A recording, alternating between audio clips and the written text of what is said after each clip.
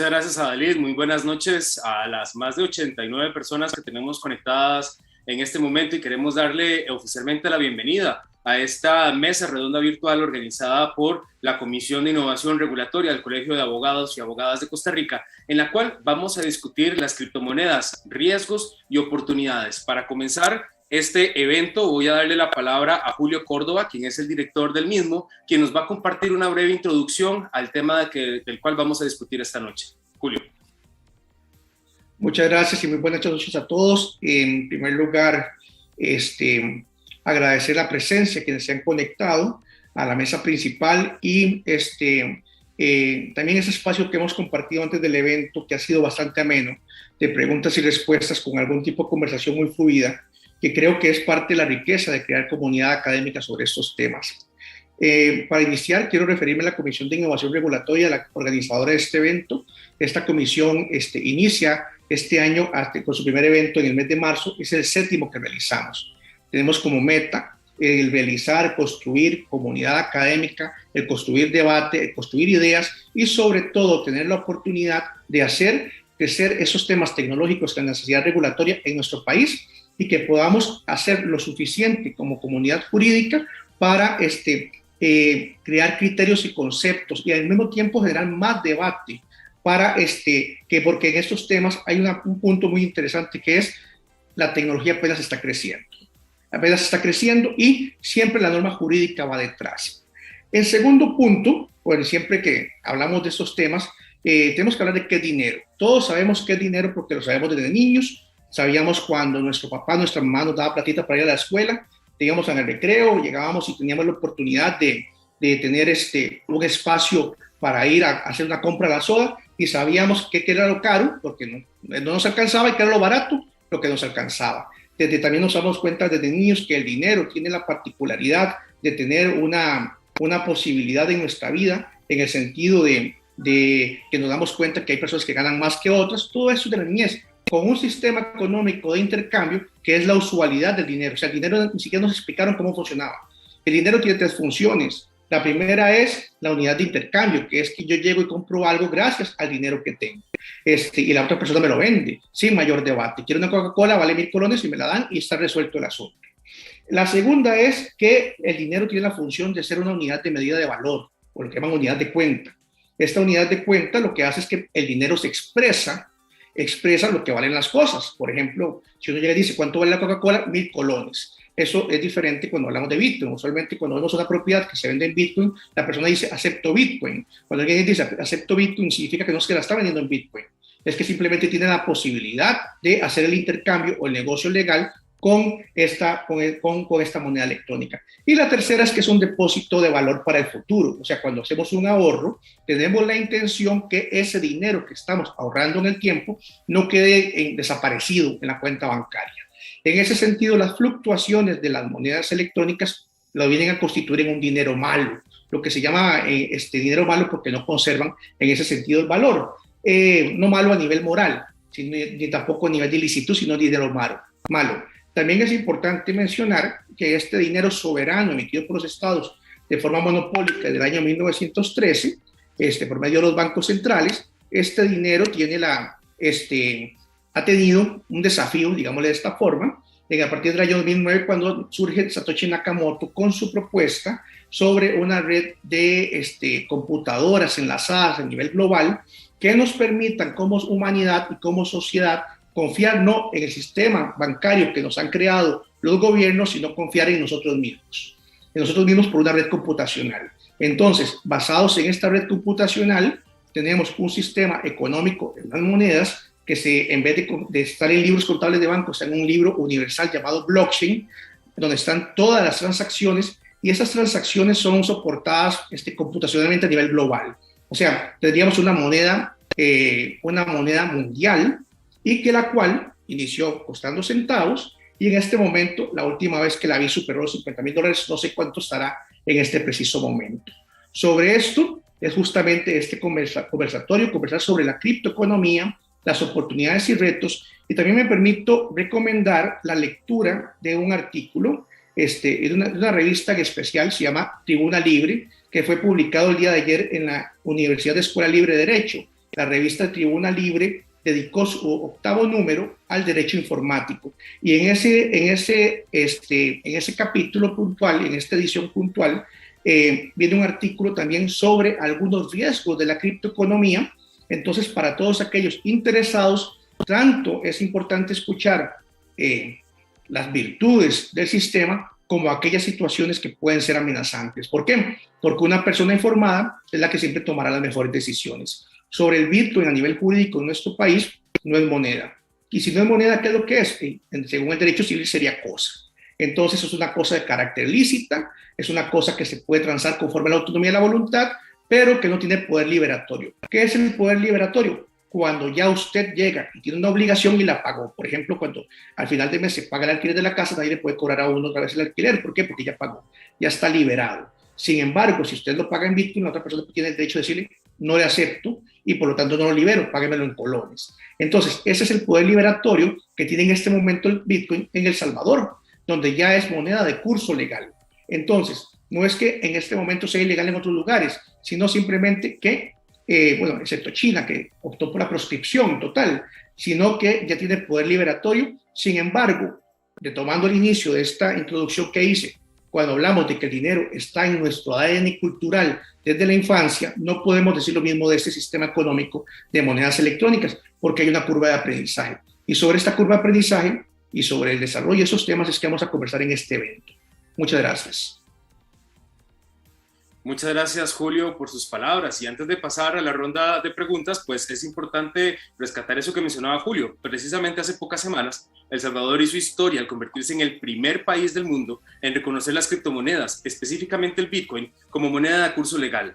Lo curioso del caso es que en esta ley de 16 artículos han presentado muchas dudas ante la población y su implementación ha estado cargado de luces y de sombras. Tanto así que el pasado 15 de septiembre, en ese país, se realizó una marcha multitudinaria para reclamar, entre otras cosas, la eliminación de esta ley que ha llenado en una gran parte de la población con las dudas y con la desconfianza de esta nueva manera de hacer negocios. Precisamente como mencionaba Julio, hay que trabajar en esa curva de aprendizaje para hacer que las sociedades implementen este tipo de tecnologías. Y es que en 2009, cuando se creó el Bitcoin, pocos se imaginaban que una moneda virtual iba a lograr posicionarse de tal manera en el mundo. Las criptomonedas son archivos o bits con datos que pretenden cumplir todas las funciones del dinero tradicional, pero usando Internet como medio de transmisión. Al ser monedas virtuales no reguladas por los estados, su valor se basa meramente en la oferta y la demanda. Y es por eso que a veces se dispara y todos salen corriendo a comprar criptomonedas, o se viene abajo y todos buscan vender. Para muestra, un botón, y es lo que sucede con el magnate tecnológico Elon Musk,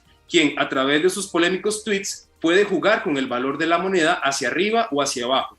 Recientemente anunció que iba a aceptar bitcoins para comprar sus vehículos Tesla, pero tras señalamientos que apuntaban al daño ambiental que genera esta moneda, tuvo que echar atrás en su plan, con lo cual se desplomó el valor de las criptomonedas. Sin embargo, faltaron pocos días para que se reuniera con los principales actores del mercado y anunciara que su plan para recibir estas monedas volvía a tomar fuerza. Eso provocó que el valor de la moneda se viniera para arriba. Es decir, las criptomonedas son tan volátiles como el impacto que puede tener el tweet de una persona relevante a nivel mundial. Tal vez muchos se han preguntado cómo es que una moneda virtual ha logrado este éxito en tan poco tiempo, y tal vez la clave está en la forma bajo la que fueron concebidas y tiene que ver con el mecanismo blockchain, el cual busca ofrecer mayor seguridad para quienes realizan transacciones. Pero más allá de su estructura, desde la perspectiva legal, nacen muchas interrogantes relacionadas con su uso y su regulación, desde determinar si se trata de un producto financiero, de una mercancía o de una divisa en propiedad,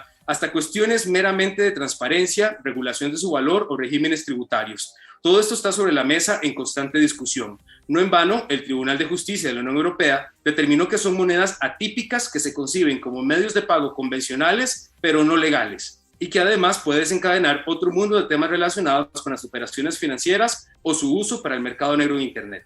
Volviendo a El Salvador, no se puede negar que los ojos del mundo están sobre ese país para medir paso a paso los aciertos o los desaciertos en su regulación y el uso que la población ha hecho de la moneda, mientras que otros estados ya están analizando si es necesaria o no su regulación.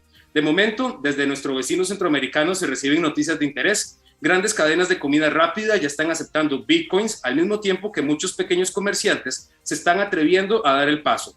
Al día de hoy, 2 millones de personas de los 6.5 millones de ciudadanos que tiene El Salvador ya están usando Chivo, el monedero electrónico creado por el gobierno que ofrece $30 equivalente en bitcoin para quienes empiecen a utilizarla, dejando ver que el futuro parece ser más prometedor para esta moneda. Estamos a las puertas de lo que podría ser un nuevo modelo económico, y por eso hemos creado este espacio para discutir diferentes aristas sobre esta nueva forma de hacer transacciones. No se puede negar que muchos han visto en las criptomonedas un mundo de nuevas oportunidades para invertir y hacer negocios, pero otros han encontrado en este mecanismo una serie de riesgos que no están dispuestos a asumir. Pues para discutir cada uno de estos puntos de vista, invitamos esta noche a Juliana Carmona, quien es ingeniera industrial colombiana, especialista en gerencia de proyectos, es ex-managing director en Colombia de FinTech y consultora en formulación y educación de proyectos de tecnología.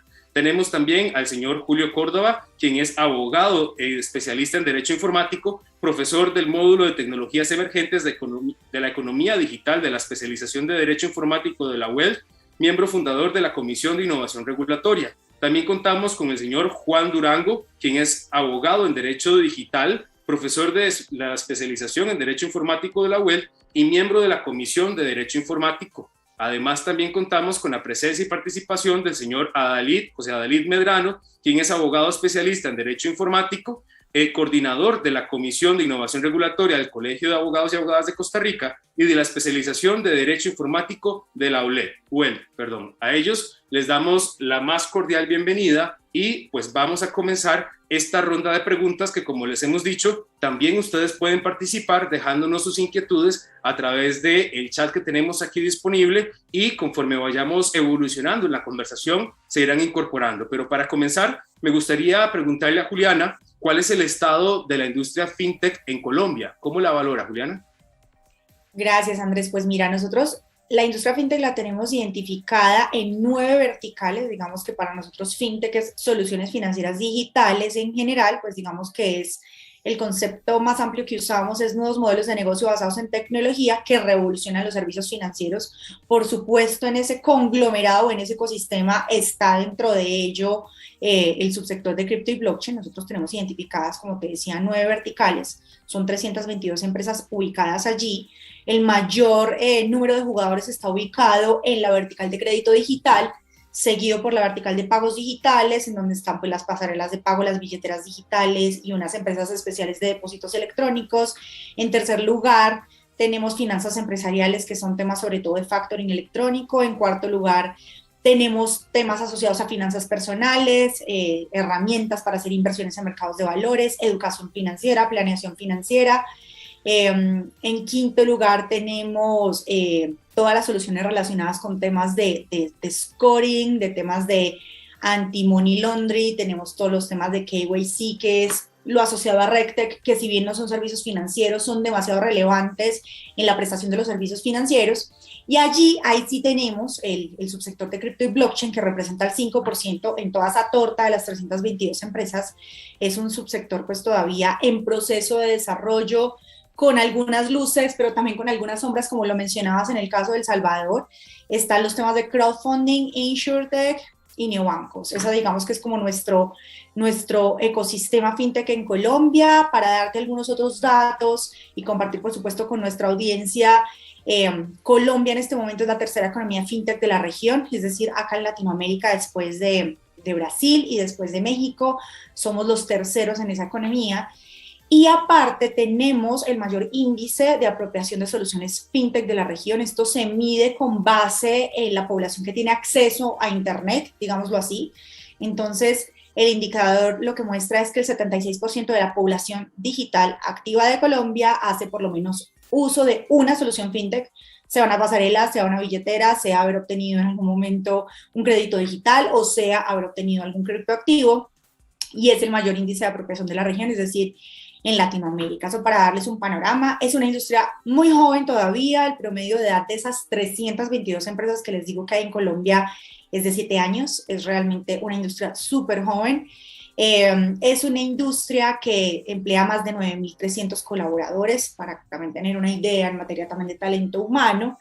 Y también importante mencionar temas de ventas, es una industria que vende anualmente 540 millones de dólares, de acuerdo al último reporte que tengo. Entonces es como para darles un poco como ese one pager de la industria fintech del país, en donde por supuesto pues uno de los subsectores definitivamente es el subsector de cripto y blockchain.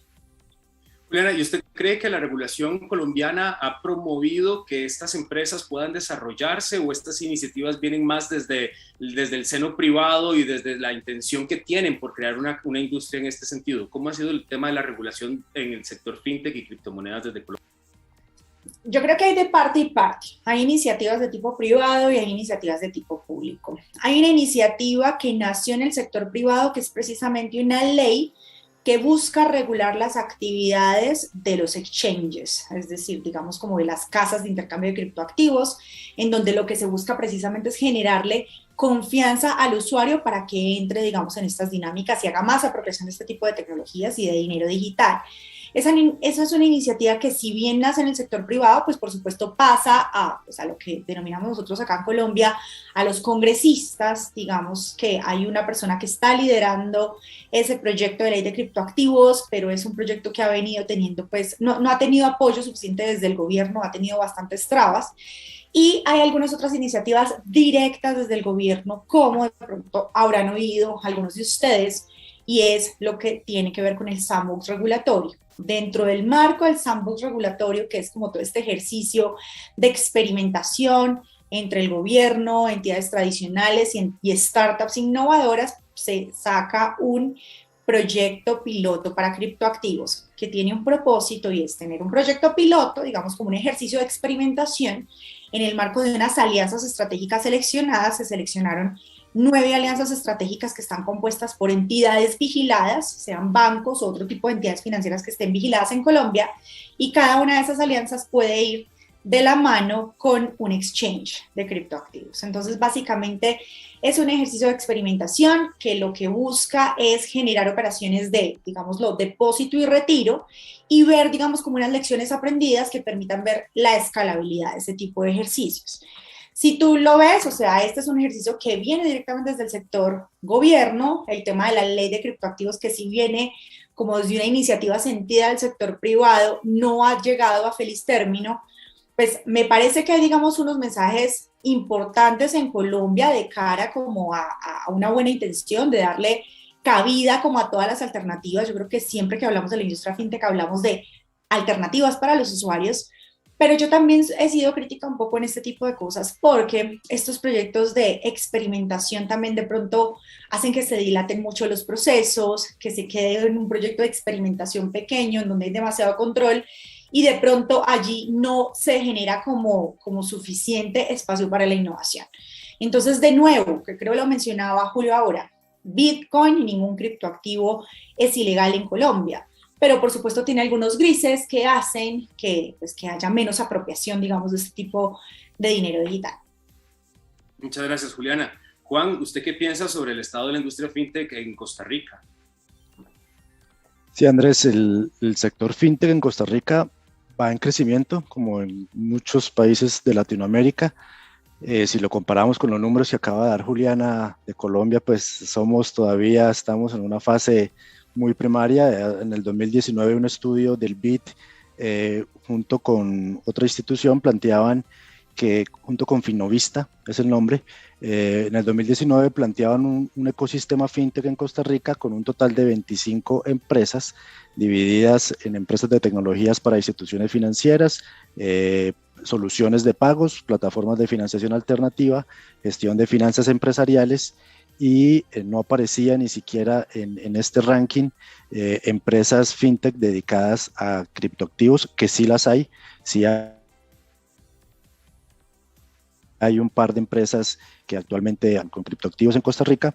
Esto estamos hablando del 2019, y este año el Banco Central de Costa Rica, en unas declaraciones en el periódico El Financiero, manifestaba que después de la regulación, que por cierto sí hay una pequeña regulación a las fintech que proviene de la ley de comisiones máximas del sistema de tarjetas, que a raíz de esta ley y su reglamento, pues ya se habían acercado alrededor de 20 empresas a inscribirse y que habían en promedio o cerca de otras 13 adicionales a inscribir sobre todo sus dispositivos de pago, es decir, o sus porque esta ley y este reglamento les impone cierta transparencia y transparencia en sus registros, transacciones y en cuanto a los dispositivos de pago que ofrecen. Entonces, bueno, es un sector que está creciendo, es pequeño todavía si lo comparamos con muchos países, sin embargo, en la región sí está tomando bastante fuerza Costa Rica con respecto a los otros países, pese a que si bien estas empresas fintech nacen justificadas o con un propósito y es llegar a esta población que no está bancarizada en los diferentes países, tienen un reto en Costa Rica porque a diferencia de otros países de la región, pues en Costa Rica tenemos una alta bancarización, estamos cerca del 80% de los costarricenses mayores de 18 años están bancarizados, tienen al menos una cuenta bancaria, entonces la industria fintech en el país tiene que ser muy innovadora en cuanto a los servicios que ofrece debido a ese alto porcentaje de ciudadanos bancarizados. Ahí, como mencioné, hay una pequeña regulación que sí les aplica, incluso podría haber otra regulación, lo que es la ley 7786, relativa a todo lo que es el blanqueo de capitales y demás, que dependiendo del servicio que ofrezcan, sí deberían cumplir con las inscripciones ante la SUGEF y obviamente les aplicaría una regulación más amplia y más estricta dependiendo del tipo de servicio financiero que ofrezcan. Muchas gracias, Juan. Julio, ahorita que escuchábamos a Juliana y a Juan hablar, surgieron 3 palabras clave: economía, innovación y regulación. ¿Qué relación hay entre estas 3 palabras cuando queremos discutir el tema de las criptomonedas? Julio, tenés el micrófono bloqueado. Gracias. Es interesante porque innovación es creatividad, o sea, el límite, no existen límites porque la mente humana es ilimitada, o sea, cuando vemos la historia de la humanidad, las invenciones, siempre como especie hemos logrado generar nuevas alternativas para resolver los problemas y por eso estamos viviendo, y lo voy a decir para polemizar, el mejor momento de nuestra historia, al punto que el mejor momento de nuestra historia enfrentamos una pandemia y no nos pasó lo que pasó con la peste negra en Europa, sino que en cuestión de un año tenemos ya una vacuna, la cual está disponible para, al menos en Costa Rica, para que tengan la voluntad de vacunarse. Cuando hablamos en este tema del campo tecnológico, la innovación y la tecnología van primero. La parte regulatoria va segundo. ¿Y cuál es el fin de lo que hay que proteger acá? Es que siempre la innovación debe tener un fin socioeconómico. ¿Cuál es? La generación de empleo, el combate a la pobreza, la generación de soluciones, la recreación, la salud, el bienestar e incluso la satisfacción de lo que una persona considere que es lo correcto para sí, siempre y cuando sea lícito, porque estamos hablando acá que cada quien tiene derecho a la búsqueda de su felicidad. El tema regulatorio tiene acá un aspecto significativo. Cuando surge algún tipo de idea de innovación o de invento, pero que no calza dentro de ninguna norma, surge entonces el espacio de la necesidad de regularlo por parte de la mentalidad del legislador usualmente, o del político o del gobernante. Aquí hay 2 escenarios que pueden ocurrir con la regulación. La primera es dar seguridad jurídica para su crecimiento, lo cual sería lo saludable en cualquier tipo de normativa que genere que las personas puedan disfrutarla, crecer, hacer más al respecto. ¿O cuál es el riesgo más grande? El riesgo más grande es que en el caso regulatorio terminen asfixiando un sector con la idea supuestamente de apoyar. Hay una frase que dije que no recuerdo si la mencioné antes de que iniciáramos el evento, si fue la conversación previa que tuvimos con los participantes, con los asistentes, y fue que los gobiernos, los países y los pueblos prosperan de noche cuando los gobernantes duermen. Es por eso que a uno le da un poquito de preocupación en muchas oportunidades cuando hablan de que van a regular. ¿Por qué? Porque las regulaciones usualmente en algunos sectores también generan daño y no quisiéramos que esta tecnología, al menos hablando específicamente de Costa Rica, se tome una postura en la cual seamos excluidos de todo el mover económico que esto puede generar y que puede ser una industria de oportunidades. Costa Rica es un país que ha invertido muchísimo en educación, no tenemos ejército, y eso se invirtió en salud y en educación. Bueno, eso nos ha dado una oportunidad a nivel internacional y que tenemos que explotar todavía las carreras STEM, las carreras del conocimiento, y en ese sentido, en esa ruta, es que necesitamos todos como costarricenses que si se da un esfuerzo regulatorio de ese tipo de tecnologías, sea para potenciar más la marca país y su desarrollo socioeconómico. Muchas gracias, Julio. Juliana, regreso con vos porque ahora que estuviste mencionando el tema de Colombia FinTech, me gustaría saber a qué te referís con Colombia FinTech y cuáles son los logros que tienen. Perfecto, bueno, sí, creo que me faltó mencionar eso. Colombia FinTech, digamos, no sé, para ustedes es una asociación, gremio, tal vez cámara empresarial para ustedes, que está enfocada en agrupar y representar el ecosistema de tecnología financiera acá en Colombia. Básicamente, pues es una asociación, es una entidad sin ánimo de lucro que busca promover el sector de soluciones financieras digitales, y las principales funciones de un gremio de estas características en Colombia es, pues la principal es ser vocero de la industria ante diferentes instituciones, ante el gobierno, por supuesto, para llevar el mensaje de los retos y desafíos del sector, pero también ante entes internacionales para destacar la importancia del crecimiento de la industria y pues toda la potencia que tiene. Hay tres grandes, digamos, apuestas sectoriales que se trabajan desde Colombia FinTech, que son, en primer lugar, temas asociados a la inclusión financiera digital. Creo que eso definitivamente tiene que ser la obsesión de cualquier industria fintech. Inclusión financiera digital es inclusión financiera, pero por supuesto con el factor tecnología. En segundo lugar, temas relacionados con talento fintech, y es buscar tener más y mejor talento fintech, porque definitivamente es el recurso más importante para una industria basada en la innovación como la industria fintech. Y la tercera gran apuesta sectorial desde la Asociación Colombia FinTech es los temas asociados a inversión, y es buscar estrechar los lazos entre las empresas fintech de todas las verticales que hablábamos ahora con actores del ecosistema de inversión de riesgo para que, por supuesto, pues haya, pues se maximicen las posibilidades de inversión, porque definitivamente es una fuente de financiación que se ha convertido en algo muy relevante para la industria fintech. Entonces, esas son como esas tres grandes apuestas. Colombia FinTech es una cámara también bastante joven. Ahora veíamos que el promedio de edad de la industria fintech en Colombia es de 7 años. Colombia FinTech en realidad tiene 5 años de existencia operando como asociación, como cámara empresarial, y tiene ya más de 260 miembros activos. Entonces es una asociación que ha venido pues en crecimiento importante, y creería que de pronto tal vez lo que es homólogo a Colombia FinTech en Costa Rica podría ser tal vez FinTech Centroamericano, no sé si me equivoco. Perfecto, muchas gracias. Y otra pregunta, ¿qué tiene que ver aquí el Open Banking y cómo ha avanzado esta ruta en Colombia, Juliana? El Open Banking, digámoslo así, que en otros países se está tratando también de hablar de temas de Open Finance, como para que sea un poco como más integral también, es digamos como toda esa tendencia a devolverle la propiedad de la información al usuario, digámoslo así, como la portabilidad de la información que sea en propiedad del usuario, que se pueda también, digamos, como abrir los datos de las diferentes entidades financieras y que haya posibilidades de haber también interoperabilidad entre las entidades financieras. La posición en este momento en Colombia todavía es bastante tibia.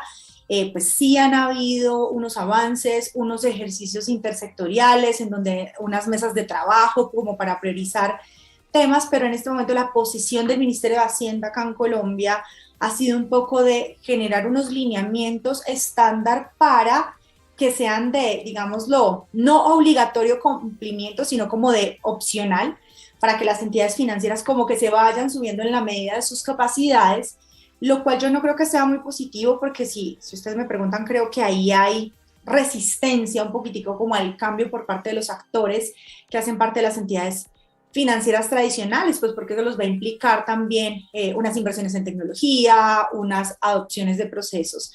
Y definitivamente el Open Banking también está muy pensado en devolverle al usuario también muchísima más confianza en los servicios financieros. Entonces, yo la verdad estoy convencida que los temas asociados a Open Banking sí deben caber en el marco de lo que sea como un framework de regulación.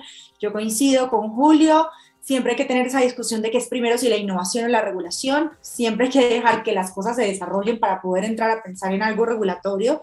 Y vuelvo un momento al ejemplo de la ley, digamos, de plataformas de intercambio de criptoactivos acá en Colombia, que ya surge, pues porque ya es digámoslo, unas actividades que ya vienen madurándose en Colombia, y es la actividad más madura en Colombia, que es la compra y venta de criptoactivos. Por lo tanto, ya tiene ciertos estándares de cómo funciona, entonces ya se puede proceder a pensar en una ley que le va a dar muchísima más confianza al usuario. Y ya hablando de lo que tiene que ver con Open Banking, yo estoy convencida que sí se requiere algo de mandatorio cumplimiento para que todos los actores se suban, así sea con unos plazos, con unos cronogramas, porque esto es importante, digámoslo, como abrir la información para, digamos, tener más confianza en el mercado, más apropiación y, bueno, lo más importante, la propiedad de la información desde el usuario.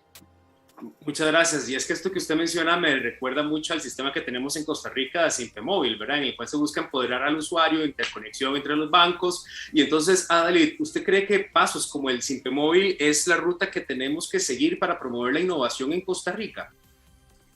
Muchas gracias, Andrés. Sin lugar a dudas, Simpemóvil representa innovación. Sin embargo, tenemos que tomar en cuenta que con todas las bondades que tiene muchas falencias y que como usuarios le hemos permitido o lo hemos aceptado porque realmente es algo que nos trae muchos beneficios. Quiere decir que cuando tenemos Simpemóvil, más en tiempos de pandemia, donde no queríamos hacer intercambio de monedas, de billetes, ha sido muy bienvenido, pero ha sido tan bienvenido que ahora quieren imponerle algún tipo de regulación para limitarlo porque se indican que se está utilizando para tratar de evadir impuestos. Entonces vemos cómo lastimosamente se trata de utilizar obstáculos regulatorios para la innovación. Hay mucho que cambiar en Simpemóvil desde la perspectiva de la seguridad digital, que en Costa Rica ya debería ser reconocido como un derecho, y más cuando la seguridad digital está vinculada con el ejercicio de una profesión, o sea, la libertad para trabajar como individuo, que está vinculado también con la prosperidad económica de la nación.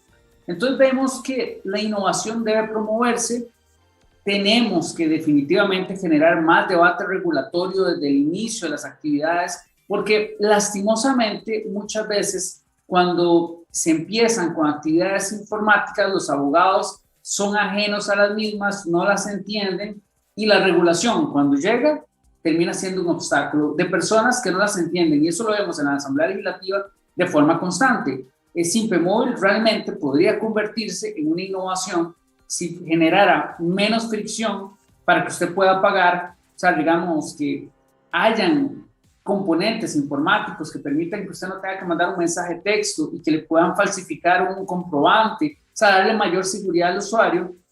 Hacia ahí debemos dirigirnos. Sin embargo, todavía le damos la bienvenida sin exigir demasiado, y creo que eso debe cambiar, pero también sabemos que la innovación toca grandes intereses como es el Simpemóvil, y también en la industria de las tarjetas de crédito, pues por supuesto que se debe sentir amenazada. Y para finalizar, también hay que tomar en cuenta que en temas de privacidad, todos nuestros movimientos que se encuentran en la banca tradicional, todavía me parece a mí que no hay una regulación lo suficientemente robusta para proteger nuestra privacidad. Y para muchos les podrá sonar mala palabra, pero sí es algo en lo que tenemos que trabajar. Limitar el acceso que puede tener el Estado a los datos de los habitantes, salvo que haya una debida necesidad, que eso es un tema, por supuesto, que tenemos que discutir más a fondo.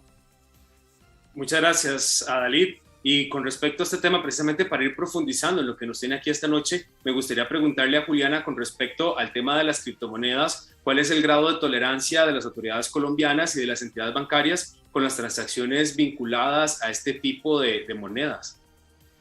Bueno, como les contaba ahora, digamos que hay como unas posiciones encontradas, es decir, en el año 2018 hubo unas circulares de parte de la Superintendencia Financiera que mostraban más o menos que las criptomonedas no tenían, digamos, la posibilidad de tener curso legal en Colombia. Sin embargo, las circulares no tienen como el peso jurídico suficiente como para generar, digámoslo, como una prohibición. también de parte, por ejemplo, del gremio de la banca, que esa Asobancaria también ha tenido algunas posiciones encontradas, y pues de alguna manera eso se ha tratado como de disminuir esa controversia en el marco del proyecto del sandbox de criptoactivos, que realmente pues en su momento cuando abrieron la convocatoria para seleccionar estas 9 alianzas estratégicas compuestas por entidades financieras, en alianzas con exchanges, pues parecía como un buen punto de partida, como una buena noticia. Entonces, ya en el momento de iniciar la implementación, pues se nota que todavía todos estamos aprendiendo en este proceso, el gobierno, también las entidades que hacen parte, de cómo trabajar juntos, de cómo definitivamente se puede tener posibilidades de hacer operaciones de cash in y cash out entre bancos y operaciones de exchanges. Sin embargo, todavía no hay un pronunciamiento oficial en este sentido, y que si tú me preguntas, yo lo que veo es que hay un proceso de experimentación valioso, pero los procesos de experimentación terminan siendo mucho más valiosos cuando realmente llegan a escalarse, y para eso todavía falta mucho tiempo, porque mínimo lo que nos han mencionado desde el gobierno es que este proyecto piloto de criptoactivos va a tener un plazo por lo menos hasta julio del 2022, y pues en realidad en julio de 2022 estamos a un mes de cambio de gobierno, lo cual pues eso genera también cierta incertidumbre de lo que vaya a pasar en adelante en materia pues de escalabilidad de este tipo de cosas. Entonces, la tolerancia no es ilegal, como para resumir la pregunta, no es ilegal, pero tiene muchísimos tonos grises. Hay una intención positiva que nace en el sector privado, que nos sacó hoy un congresista en materia de regular las operaciones de las plataformas de intercambio de criptoactivos, pero que no ha podido llegar a feliz término, que eso yo creería que puede generar mucha más tranquilidad en el mercado, por lo menos más confianza en el usuario, que yo creo que todas las leyes siempre tienen que ir pensadas un poco en ese sentido. Y es una ley que ha estado como medio estancada, y por el otro lado está el sandbox, que chévere, es una buena iniciativa, es un buen punto de partida, pero es algo que todavía no tiene resultados pues tangibles en el corto plazo. Entonces hay tolerancia en el sentido de que no hay ilegalidad, digámoslo así, pero creo que todavía nos falta muchísimo en ese sentido. O sea, a pesar de que pues Colombia se puede ver como que está avanzado, como que ha hecho muchas cosas, sí, pero yo lo que he visto es, hay mucha más tolerancia, no tanto de los criptoactivos, sino de la tecnología detrás de los criptoactivos, que es el blockchain, en donde ya es muy aceptada en diferentes aplicaciones, incluso de gobierno, pero como tecnología de la cuarta revolución industrial. De cara a los criptoactivos, yo veo que todavía hay muchísimas reservas. Perfecto, muchas gracias, Juliana. Ahora le voy a hacer la misma pregunta a Julio. ¿Es legal el Bitcoin en Costa Rica y cuál es el grado de tolerancia de las autoridades costarricenses ante el uso de esta moneda? Bueno, es bastante interesante la pregunta, porque el Bitcoin en el año 2017 el Banco Central sacó un pronunciamiento que establecía que no es moneda. Entonces, si no es moneda, entonces ¿qué es? Bueno, es una cosa, es un criptoactivo, es algo que tiene valor dineral.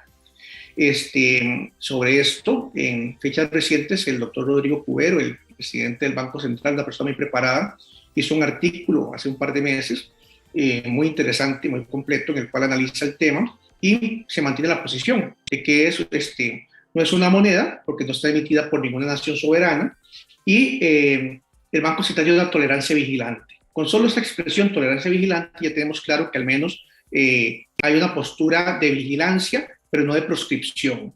Luego, el señor Cubero, en el documento que estoy citando, habla que forma parte de la tenencia, bueno, el Bitcoin, la tenencia de Bitcoin, la transacción de Bitcoin, habla de lo relaciona con derechos fundamentales como parte de las libertades de comercio y que son actos de carácter privado que no dañan la moral de terceros, el artículo 28 de la Constitución. En ese sentido, me parece que hay un criterio más bien positivo y constructivo, alentador para lo que es la industria como tal, y al mismo tiempo, en este caso de esta moneda electrónica, que es la más representativa. A nivel de lo que es la parte de pagos, creo que ya lo habíamos explicado, no se puede decir que yo estoy honrando mis obligaciones cuando pago en Bitcoin, porque forma parte de la autonomía de la voluntad que la otra persona también lo acepte. A nivel bancario, la posición del Banco Central, la de 2017, decía que los bancos, que cada quien asumía propio riesgo. Y creo que esa palabra riesgo no es la palabra bancaria más amistosa con la cual pueda una autoridad, un gerente bancario, recibir esos recursos. Y desde mi perspectiva, más bien lo que es la banca comercial tiene una postura ya no es de tolerancia ni de precaución, sino pues, prácticamente de puerta cerrada.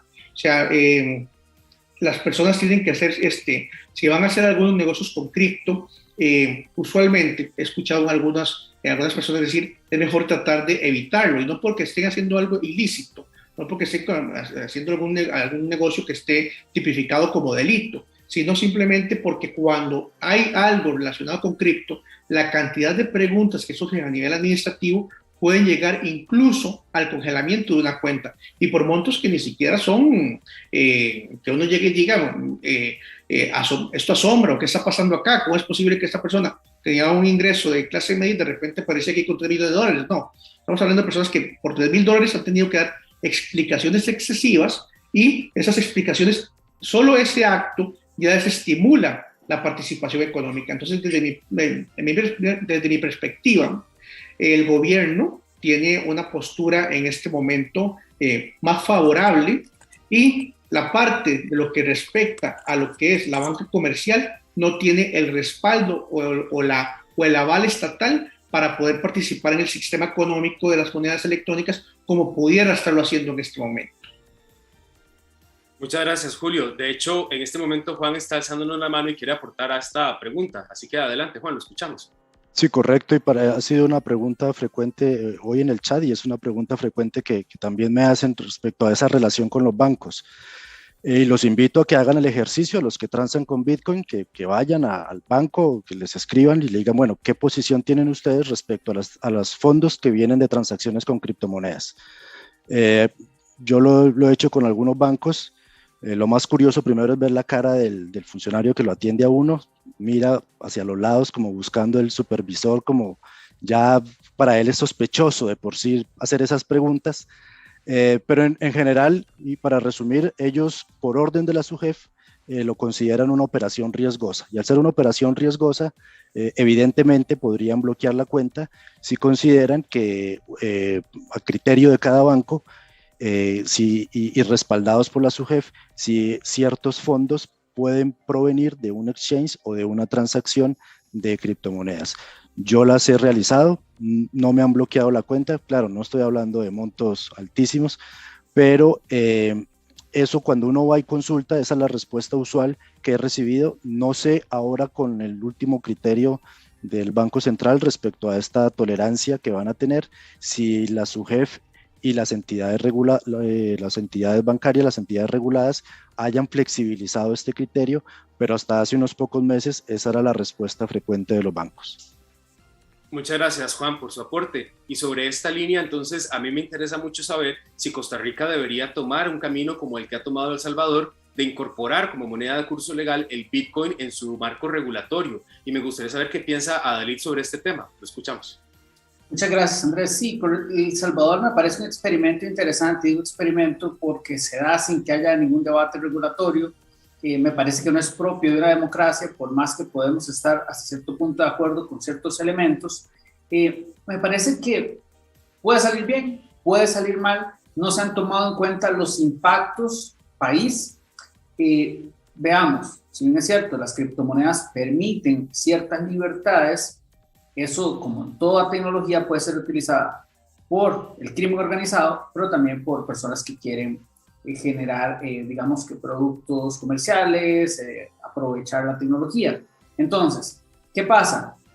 Que en este momento ya hay personas que consultan, bueno, ¿cómo puedo aprovechar el ordenamiento jurídico salvadoreño para mis operaciones en cripto? Y eso se vuelve una, digamos que pregunta interesante, porque inclusive los bancos pronto van a vender Bitcoin ahí mismo. Entonces imagínense lo que es bancarizar los fondos que usted tiene de una operación, digamos, que sea en cripto, ok, específicamente Bitcoin. Entonces, si usted tiene cualquier tipo de ingreso que sea interesante, usted en El Salvador podría, digamos que, bancarizarlo, y a partir de ahí usted puede utilizar, digamos, el sistema financiero nacional que está interconectado para traer los fondos a Costa Rica de alguna manera.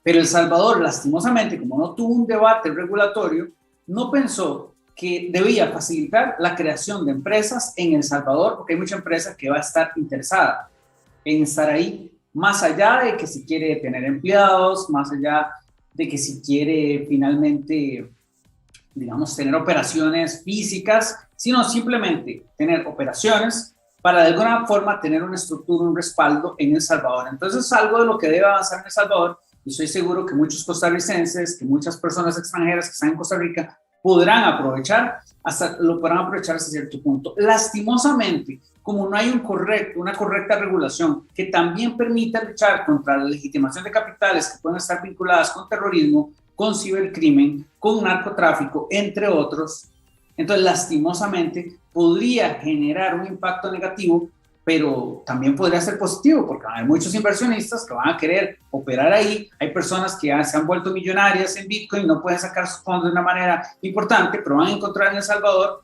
en un lugar donde pueden comprar propiedades y pueden venderlas. Y entonces, ¿qué pasa? Eso sí, puede generar un impacto negativo en la propiedad de las propiedades inmobiliarias en El Salvador, elevando los precios y generando que los salvadoreños no puedan tener acceso a los mismos. Por eso, cuando tomamos una decisión, más cuando está vinculada con la tecnología, los abogados tenemos que ser parte, pero estas materias suelen ser multidisciplinarias. Por eso es que, digamos, está Julián acá, porque todos tenemos que aprender de todos. Y lastimosamente, Costa Rica va atrás, pero tiene la ventaja que puede aprender de lo que están haciendo otras naciones, incluyendo El Salvador, y me parece que la vía correcta tiene que ver con permitir que sean aceptadas las transacciones vinculadas con cripto en la banca nacional, que se creen exchanges, que se puedan generar todas estas interconexiones con este tipo de fintech vinculadas con cripto, porque el país requiere innovación para poder prosperar. Eso sería. Muchas gracias, Adalid, pero ahora que usted lo menciona, entonces, ¿cuál es su criterio sobre la ley que recién aprobó El Salvador? Y esta pregunta se la voy a ir haciendo a cada uno de nuestros panelistas de esta noche. Claro, Andrés, me parece una ley defectuosa, me parece una ley que pudo haber estado mejor hecha, como bien lo indica, por ejemplo, Julio. Por un lado te obligan a que tengas que aceptarlo, pero en las partes, digamos, de transitorias de la ley te indican que si es notorio que no puedes aceptarlo porque no tienes tecnología, entonces no. Quiere decir que la única persona que te podría decir que no es una persona que te venda pupusas y no tenga ninguna computadora alrededor, pero cualquier pyme que tenga un teléfono, etcétera, la debería aceptar. Y como también a nivel de gremio de abogados no hay suficientes especialistas en estas materias, pues no es algo donde ni siquiera los juristas puedan, digamos que opinar mucho, donde tengan muchos fundamentos, y se ven debates contradictorios con respecto a si es obligatorio o no es obligatorio. No hay educación de la población, la bancarización inclusive ahí es baja. Entonces me parece que así no se aprueban las leyes, por más que sí creo que inclusive podría traerle beneficios al país. Es un experimento y esperemos que salga bien. Muchas gracias, Adalid. Juan, ¿usted qué piensa de esta ley salvadoreña?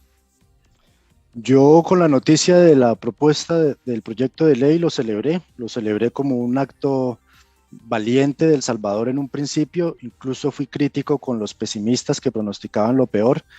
Creo que los pesimistas me van ganando y tengo que aceptarlo porque se fue desdibujando esa motivación respecto a lo que había en este proyecto. Me parece que a la fecha no siguió los canales democráticos que una ley con tanto impacto que podría afectar toda una población en general, no siguió esos canales democráticos de participación, donde se invitó a la academia, al sector financiero, que mal o bien debe estar involucrado allí.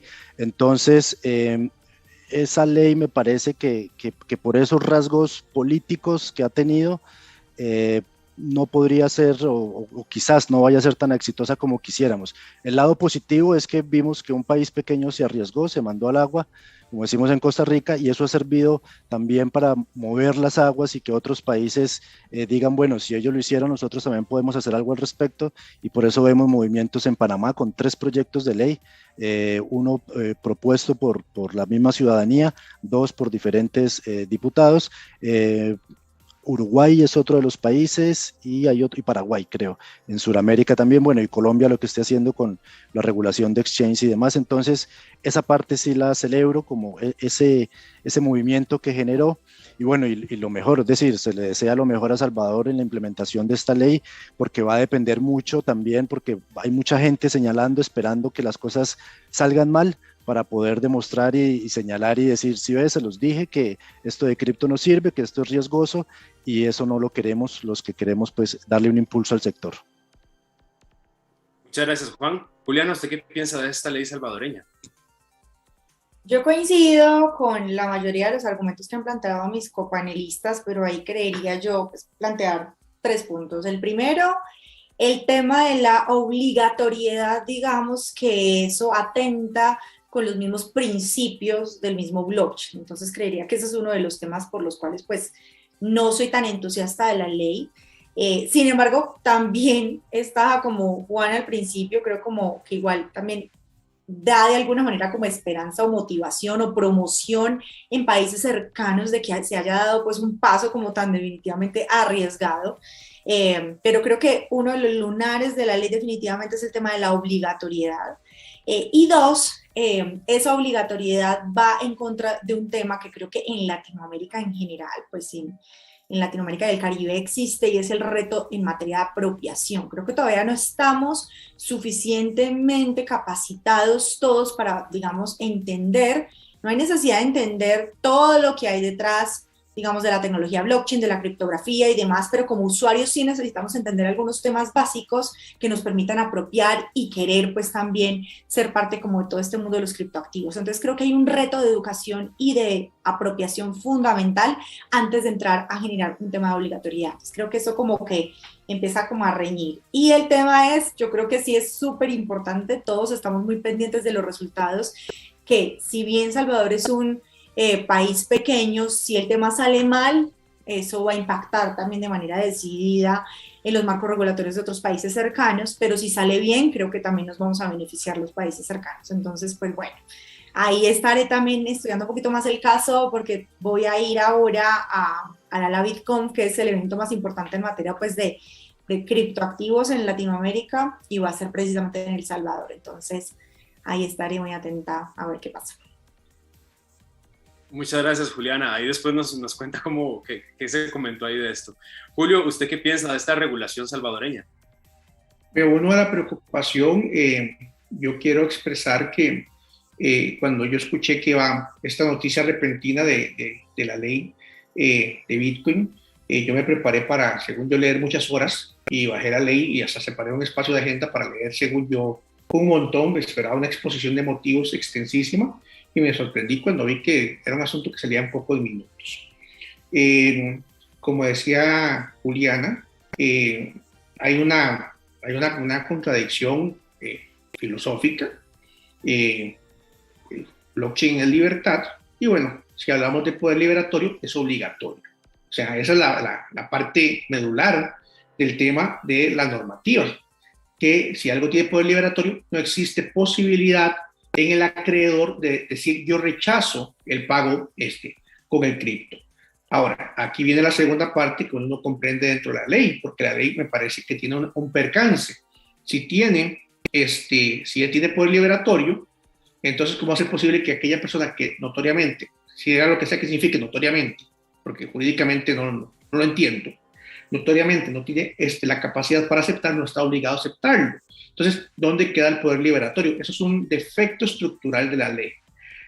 A nivel político, porque el derecho y la política son inherentes, las leyes salen de la Asamblea Legislativa, me preocupó también el poco debate que decía don Juan Durango, una ley que se aprobó en cuestión de horas y se publica en la Gaceta también en tiempo récord. Hay algo aquí que es importante y lo mencionábamos al principio. El dinero es algo que está en nuestro ADN cultural y sabemos usarlo. Si hay un dinero que es diferente, digámosle así, porque en El Salvador ya es dinero, debe haber una curva de aprendizaje social y debe hacerse de una forma que la sociedad pueda asimilarlo. Yo quiero que le salga bien a El Salvador. Yo quiero que El Salvador como tal en esto no fracase, pero sí tengo y no puedo omitir manifestar una preocupación por el debilitamiento institucional que está sufriendo ese país.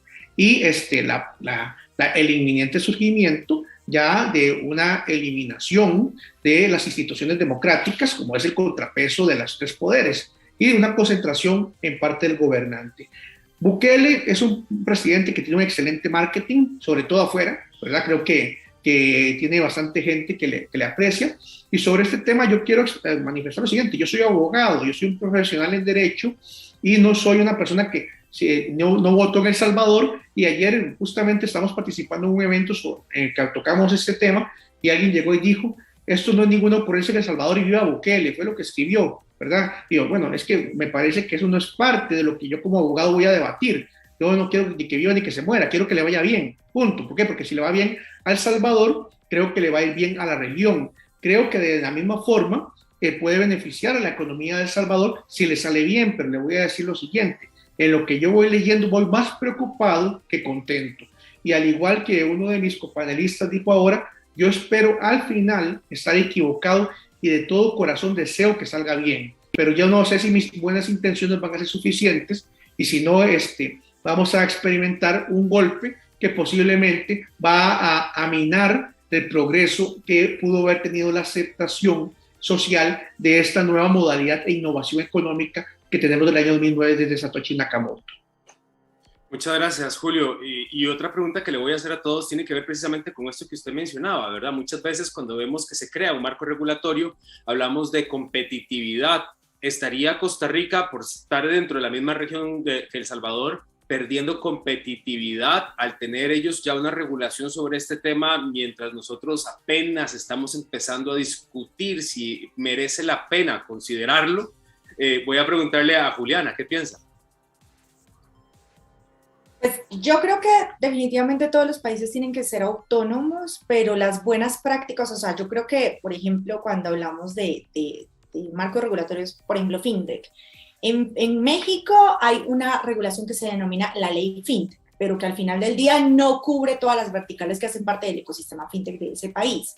Entonces, no necesariamente para Colombia una ley FinTech que cubra todas las verticales va a ser la solución. Está bien ver como lo que pasa a nivel global, pero actuar local, porque cada país tiene como sus características propias y su propia autonomía. Entonces yo creo que no necesariamente, o sea, pero sí me parece importante es que El Salvador, un país pequeño, toma un riesgo y lo que genera es de pronto promover o animar a otros a hacer pasos en ese sentido. Yo no estoy segura que una ley como tal cual como la implementaron en El Salvador, sea lo conveniente para Costa Rica, y eso lo haga estar en una ventaja, digamos, pues de no tener competitividad suficiente como nación, sino que por el contrario puede ser una oportunidad de, venga, chévere, hay una experiencia, hay una práctica en un país vecino, lo que podemos hacer es estudiar lo que ustedes están haciendo, ver qué de ahí puede tener sentido de acuerdo a la condición de Costa Rica e implementarlo de acuerdo a la condición de Costa Rica. Digamos que ahí está como esta frase cliché de piensa global pero actúa local. Entonces tomemos buenos ejemplos de lo bueno que tiene esta iniciativa, que es el riesgo, la promoción y demás, pero pongámosle todo lo otro que también necesita, y es no atentar contra la misma filosofía del blockchain, de tener suficientes planes de acción en materia de apropiación, en materia de educación. Entonces yo no creo que hay un tema pues digamos como de desventaja, pero sí hay un tema en el que nos pusieron como a reflexionar y a pensar todos en este sentido de cómo sería si en mi país estuviera. Entonces creo que es importante generar conversaciones, diálogos, mesas y un plan de trabajo en ese sentido. Y eso yo creo que es lo positivo de lo que pasó en El Salvador.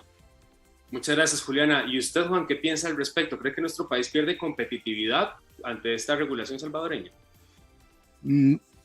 Me preocupa más perder competitividad ante las regulaciones que están planeando en Panamá, y qué pena que cambie de país. No creo que la salvadoreña afecte tanto, diferente a lo que ya hemos hablado acá, de que nos ponga sobre la mesa el tema de los reguladores y decir, bueno, ya esto se está moviendo, vamos a tomar el asunto en las manos. Pero Panamá sí es un país vecino que está dispuesto y comprometido y tiene un programa serio de volverse un hub cripto en la región. Y aquí no estamos haciendo nada al respecto, diferente a estas actividades académicas. Por ahí tengo entendido que ahí ya en la asamblea se empezaron a mover algunas investigaciones, pero mi preocupación va más por ahí. Sabemos que Panamá creo que va un poco más rápido en materia legislativa cuando tienen la iniciativa. Entonces sí me preocuparía perder competitividad en ese sentido. Muchas gracias, Juan. Julio, ¿usted qué piensa sobre el tema de la competitividad? Como país necesitamos obviamente inversión, necesitamos un clima de seguridad jurídica y esto hace que haya ingreso de capital, ingreso de personas, intercambio de ideas. Rompemos la endogamia académica porque donde hay flujo de personas se intercambian opiniones y esto siempre será bueno. Yo creo que El Salvador en este momento podría estar experimentando lo que es nómadas digitales que ya están empezando a vincularse con el país, porque incluso lo voy a decir de esta forma, con mucho respeto, creo que le coloca en mapa global la noticia, o sea, la noticia le da la vuelta al mundo. Fue como el selfie de Bukele en Naciones Unidas. Nadie se acuerda qué fue lo que dijo en el discurso, pero todo el mundo se acuerda qué fue lo que hizo cuando subió su selfie a Twitter. Como país, como tal, Costa Rica está ahorita enfrentando un significativo desempleo que difícilmente pueda justificarse por más tiempo que sea por motivo de la pandemia. De hecho, se estaba celebrando que habíamos bajado como del 21 al 16%, eso siempre es muy alto el desempleo, y necesitamos una innovación en lo que es la regulación para la atracción de inversión y generación de inversión propia. Aquí hay ideas que se deben implementar, como cuáles, bueno, la aceleración del tema del nómada digital, ver por ejemplo el caso de Estonia, que tiene un sistema de ciudadanía digital para poder hacer negocios en Estonia sin necesidad de vivir en Estonia, ver el mercado financiero panameño, que es de los más avanzados que tenemos, que es un mercado totalmente integrado a nivel internacional y lamentablemente estamos empezando a vivir rezago. Ahora, estamos viviendo un rezago, voy a decir algo en respeto que podría ser grosero. Era muy fácil hablar de las ventajas y virtudes del país cuando todo el vecindario se está quemando en guerras civiles, pero que ahora en el vecindario hay cierta estabilidad, no la que queremos porque no hay democracia a la que estamos acostumbrados, pero ya vamos viendo cómo Nicaragua despunta en turismo, vamos viendo este golpe tecnológico en El Salvador y vemos esto que decía don Juan Durango sobre lo que es el desarrollo de una propuesta en lo que es la hermana República de Panamá.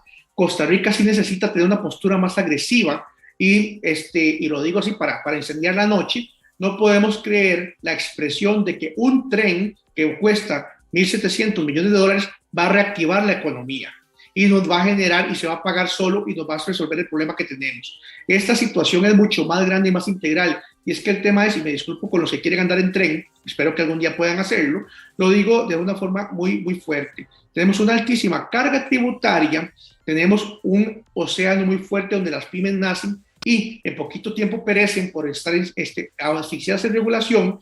Y además de eso, el sistema bancario de patrocinio para emprendimiento es profundamente engorroso. Prácticamente hay que demostrar que no se ocupa el dinero para que se lo presten. Entonces, ¿para qué voy a pedir dinero prestado si no lo ocupo? O sea, es una paradoja. Sí, lo digo abiertamente. Si esta situación de El Salvador llega a tener éxito y la de Panamá también, el país progresivamente vamos a empezar a ver fuga de capitales cerebrales, o sea, personas que se van a migrar a esos países para desarrollar sus negocios ahí. De hecho, ya conozco personas que están ahorita conversando sobre cómo abrir oficinas en estos países, en El Salvador y en Panamá, e incluso hacerlo de forma virtual. Entonces, en esa línea, esa es mi contestación, es mi preocupación, y quiero decir algo claro, y no por eso deseo el mal a las otras dos naciones. Quiero que les vaya bien. Creo que tenemos que tomar lo bueno, implementar la solución nuestra, y quiero que les vaya bien, porque quiero que la región como tal crezca.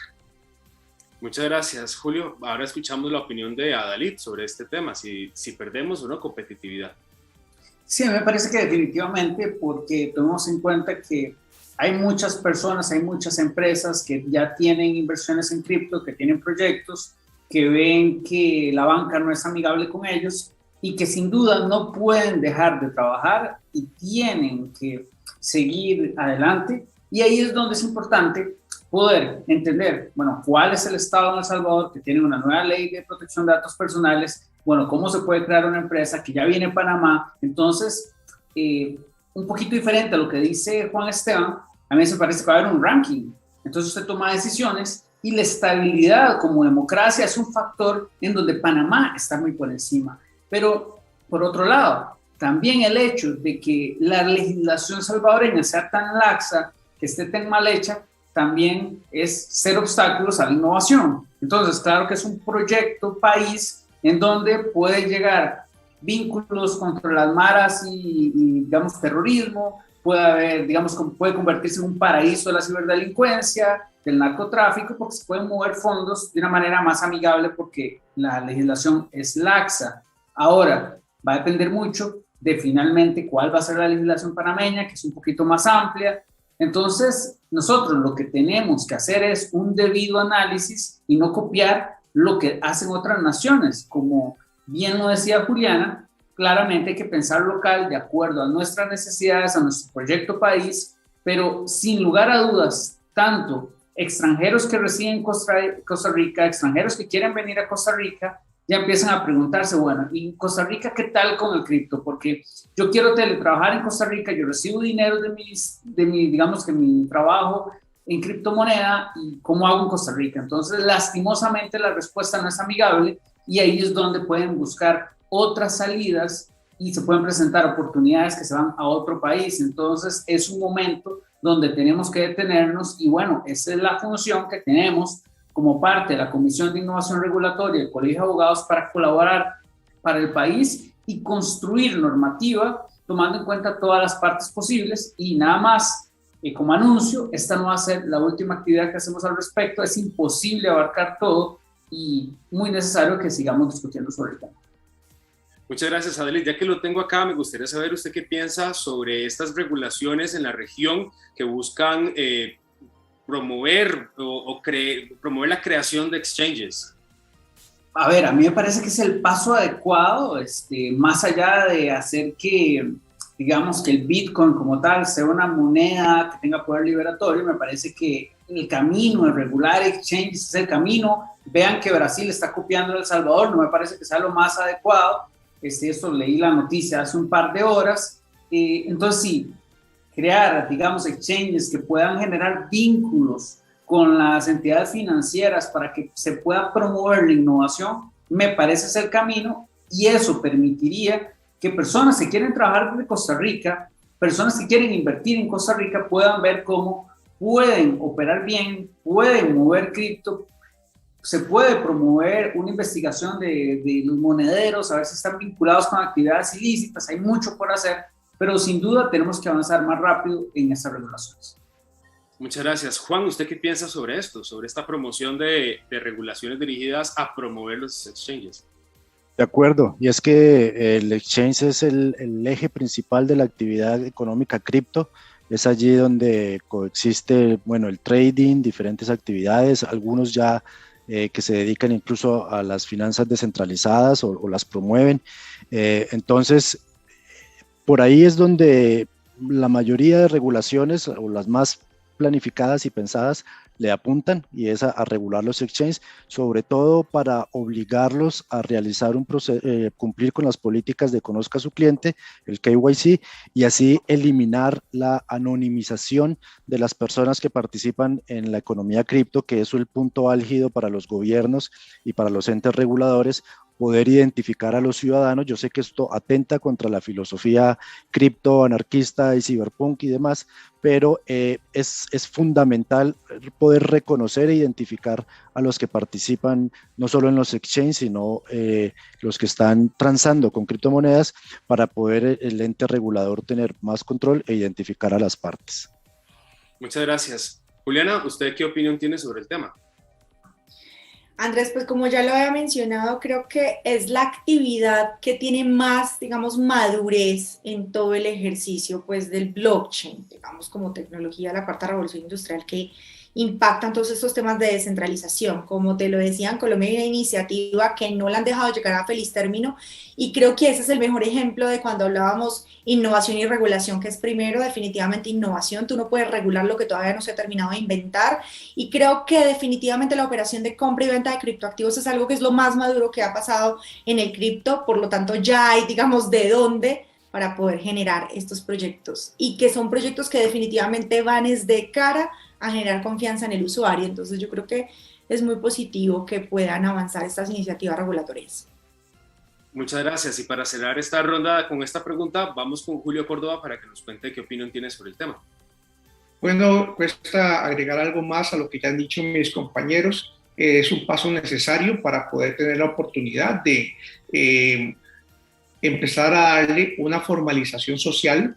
Me uno a la preocupación de Juan. Yo, cuando él decía que esto choca filosóficamente con lo que es el matiz ideológico del cripto, quienes me han conocido a mí en las participaciones que hemos realizado en esos temas, yo sí considero que esto es parte de una sociedad, de un gobierno muy limitado, de un empoderamiento ciudadano. Sin embargo, para poder masificarlo, va a ser necesario que estos exchanges sean regulados, sean autorizados y que esas transacciones sean supervisadas por entes propios de Estado para poder evitar la desconfianza que ha marcado la relación con lo que es la criptoeconomía.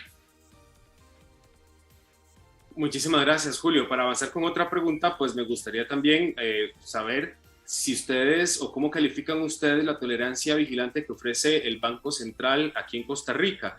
¿Es esta tolerancia o este grado de vigilancia suficiente, Adalid? Me parece que no. Los negocios y las personas requieren seguridad jurídica. Pues por supuesto, si lo vemos de una manera mediocre tal vez, desde la perspectiva de ciudadanos, podemos decir, hey, bien, porque no lo están prohibiendo, pero es que no deberían prohibirlo. Entonces, tolerancia vigilante, de momento, es aceptable, pero sí tenemos que avanzar en una regulación que te genere seguridad jurídica para que negocios formales puedan decir que van a invertir en el largo plazo en nuestro país. Entonces me parece que por seguridad jurídica sí debemos avanzar en una regulación lo más rápido posible, porque también hay que tomar en cuenta que cuando las cosas lleguen a la Asamblea Legislativa, pueden salir por donde sea, y eso sea por el desconocimiento de los legisladores sobre tecnología, sobre los fenómenos. Entonces, por seguridad jurídica tenemos que avanzar en una regulación, tenemos que hacer presión, y la vigilancia tolerante, eso lo dice todo, no hay seguridad jurídica. O sea, realmente ocupamos trabajar en la construcción de una normativa que no sea obstáculo de la innovación. Muchas gracias, Adalid. Juan, ¿usted qué piensa? Bueno, ahí discrepo un poco con Adalid y me atengo a las palabras que dijo el mismo director del Banco Central, quien dice que ellos prefieren observar, flexibilizar y ir observando qué va pasando con el sector bajo esta estrategia de tolerancia vigilante, y donde manifiesta que quieren permitir cierto desarrollo de esta industria sin que la regulación vaya a entorpecer el camino.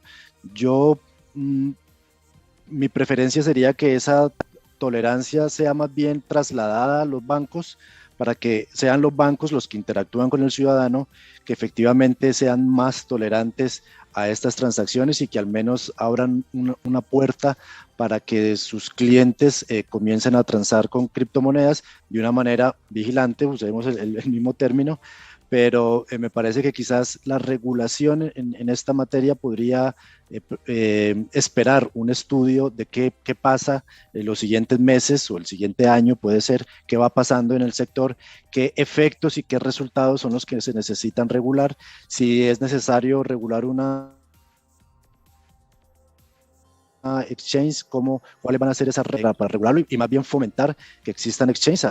Hay personas que a mí me han contactado de países en el extranjero y queriendo traer una exchange acá al país y preguntando cuáles son las normas para cumplir y demás, y qué seguridad jurídica hay. Entonces, en ese sentido, quizás sí se requiere un tiempo más prudencial para ver qué efectos pueda tener en los ciudadanos esta transabilidad con criptomonedas. Muchas gracias. Adalid, ¿usted quería agregar algo a esta respuesta? Tenés el micrófono silenciado. Sí, únicamente aclarar, digamos que precisamente para que la tolerancia se transmita a la banca, tenemos que tener una regulación que les permita aceptar esto. Entonces, vieras que me parece que el concepto de permitir es parte de un país que no debate sobre normativa, y creo que esa es la esencia de esta comisión. O sea, nosotros tenemos que impulsar que hayan debates robustos a nivel jurídico para que permitan que la normativa que haya no sea obstáculo de innovación, porque esa vigilancia hay que mantenerlo ahí, sinceramente, impide que se puedan tomar decisiones en el largo plazo. Muchas gracias, Adelit. Ya para cerrar esta pregunta, me gustaría saber qué piensa Julio sobre esta tolerancia vigilante del Banco Central. ¿Es suficiente, Julio? Es que el tema es este, cuando uno dice que se tiene una tolerancia vigilante, ya la pregunta, la contestación tiene una semántica negativa. Si lo que es tolerado, o sea, lo que es tolerado no hay buen ambiente. O sea, lo tolerado y lo vigilado no tiene el mejor espíritu. O sea, tolerancia es cuando llega una persona y se mete en un fondo sin permiso y empieza una operación de precarismo. Entonces, lo tengo vigilado para ver hasta dónde llega con la operación, etcétera, etcétera. O sea, pongo esa analogía. Ahí, la postura del Banco Central, si bien no está siendo prohibitiva, no está siendo tampoco lo suficientemente favorable para tener la seguridad jurídica. Sin seguridad jurídica es difícil que algunas cosas se den. Voy a decir algo también con afán de polemizar, que es que un pesimista es un optimista con experiencia, ¿verdad? Entonces, a mí me da preocupación cuando escucho a algunas personas hablar sobre una posibilidad de que se va a hacer una ley de Bitcoin en el país o una legislación, porque me da mucha preocupación que eso destruya la innovación, que era una pregunta que se me había hecho de previo en este mismo evento. Entonces, desde mi punto de vista, la tolerancia vigilante no es suficiente, y lo voy a decir así. También el mismo Banco Central y sus órganos de desconcentración, que son dependientes de eso es tan fácil como que haya una circular de parte del Banco Central diciendo que hasta cierto monto se admiten las transacciones en cripto. Como además se podría firmar un formulario de declaración jurada de que vienen de actividades de carácter ilícito, y ahí por lo menos vamos viendo cómo se comporta el sistema. Pero hasta el momento, y lo digo de esta forma, en una oportunidad me reuní con una persona de una alta posición en un banco privado.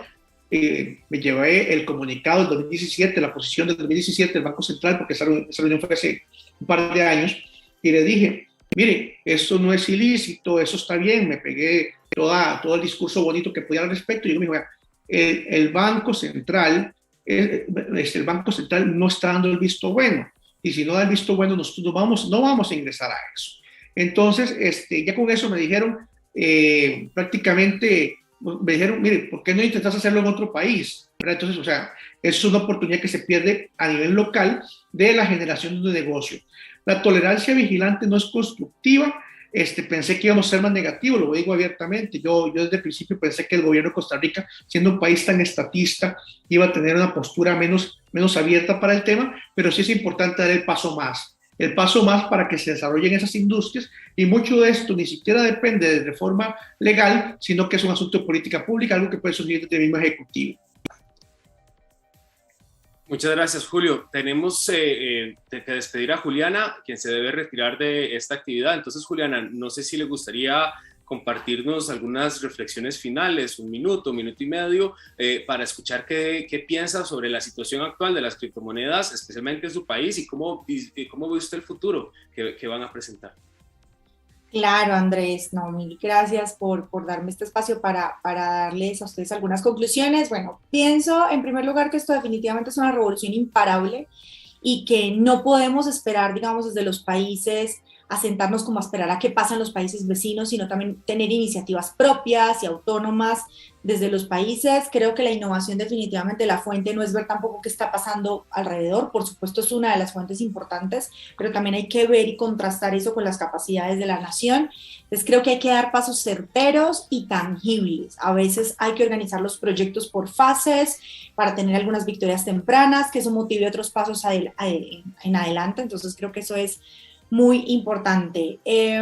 Por ejemplo, cuando hablábamos del tema de la ley o de temas de regulación en materia de intercambio de criptoactivos, no podemos seguirle metiendo, por ejemplo, cada vez más cosas a esa ley de intercambio de criptoactivos, sino que lo que se necesita es salir adelante con un primer ejercicio regulatorio que motive, pero si le ponemos cada vez hay que ponerle esto otro, hay que ponerle esto otro, hay que ponerle esto otro, la parte de tokenización no se va a terminar nunca, pues porque en este momento lo más maduro en materia de actividades con criptoactivos es precisamente el intercambio. Entonces, tratemos de adelantar eso con un paso certero, tangible, que seguramente desencadena otros temas. Lo otro importantísimo, que creo que también lo hemos mencionado todos acá, es materia de apropiación. Es importante que haya apropiación. Y yo creo que esa apropiación tiene que ser en dos grandes vías. Una, apropiación en general de las personas, de las audiencias, para que haya pues más usuarios interesados en subirse, por supuesto, a esta revolución, pero esa apropiación yo creo que también desde el sector privado tenemos que hacer una tarea importantísima y es con el gobierno, porque si el gobierno entiende de qué se trata esta tecnología, entiende de qué se trata la potencia de esta tecnología, el alcance de esta tecnología, entre más evangelicemos también de cara hacia el gobierno, pues va a haber un poquito más de apertura también a estas conversaciones. Entonces, eso es importante. Otro tema que podría pensarse también es algunas de las actividades que de pronto no están completamente desarrolladas o inventadas, entre comillas, podría pensarse también en algo de ejercicios de autorregulación que se promuevan desde el mismo sector privado, en donde se determinen algunos códigos de ética o algunos códigos de buenas prácticas y que quien los adopte logre obtener, no sé, un sello y que ese sello genere pues algo de confianza también en el mercado como un ejercicio de autorregulación, mientras se termina como de inventar ciertas cosas ya para pasar a temas un poco más de framework regulatorio, desde el gobierno, por supuesto. Y otro tema que me ha hecho reflexionar mucho con el caso de Colombia es el tema de los sandbox. El sandbox de criptoactivos, este piloto, que es una experimentación que también ha dilatado un poco los resultados.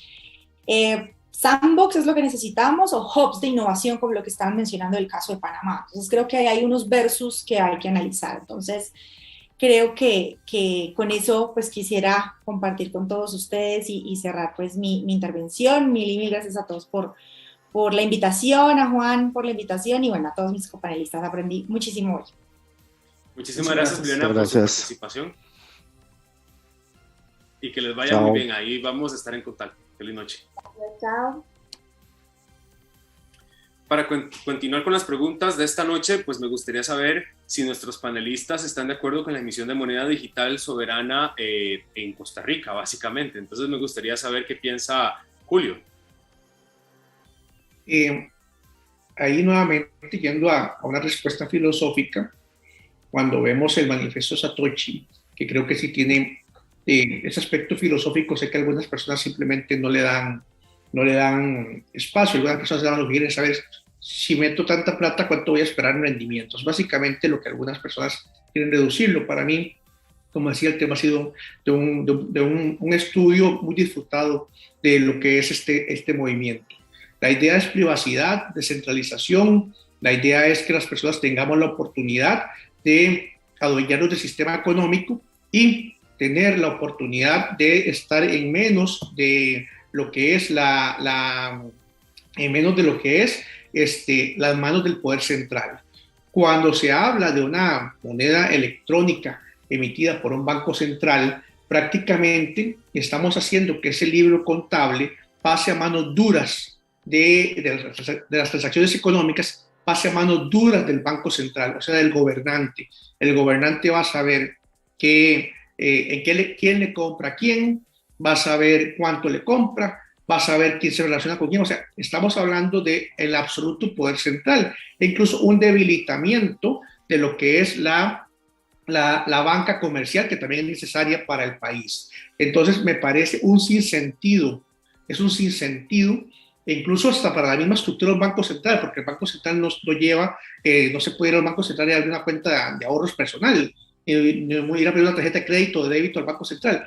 Es un sinsentido con respecto a esto, a lo que era la lógica de un Banco Central. Me parece muy peligroso. China, con un discurso ecológico que no creo en nada, proscribió e ilegalizó el Bitcoin, todas las criptomonedas, e está impulsando el yuan, una moneda centralizada. Recordemos que China es un país de capitalismo totalitarista vigilante y respetuoso de derechos humanos, y en este momento un yuan todavía hace que más control tenga más control sobre la vida del ciudadano. Desde mi punto de vista no lo considero prudente, no lo considero sano, y espero que este movimiento no llegue a prosperar, salvo excepcionalidades de naciones en las cuales uno sabe que hay una tradición de derechos humanos y respeto a la privacidad, como por ejemplo la normativa de la UE, que uno podría confiar en alguna medida en ellos, pero sí creo aún así que es contrario al movimiento filosófico que inicia en el año 2009 con esta economía.